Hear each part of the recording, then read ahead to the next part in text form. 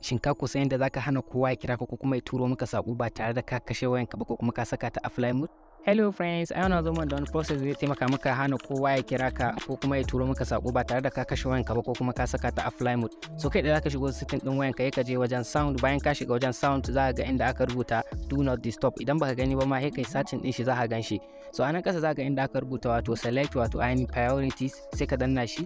So anan za ka ga call from sai ka danna shi. Idan naka yana everyone sai ka maida shi no one. Haka ma idan baka so a turo maka saƙo za ka ga wajen message sai ka maida shi ma no one. So anan bayan ka maida shi no one sai ka koma baya, bayan ka koma baya za ka ga inda aka rubuta do not disturb sai ka kunna shi. To da zaran ka kunna shi babu wanda ya isa ya turo maka sako ko kuma ya kira ka, kamar yadda kuke gani gashi na wannan feature din ya yi enable successfully. So anan duk wanda ya turo maka sako ko kuma dai ya kira ka ba zai taba shigowa ba har sai in ka kashe wannan process din. Yanda zaka ka kashe shi kana yi swapping din shi ka shige shi kamar haka. So anan za ka gan shi sai kai ka kashe shi. So alamun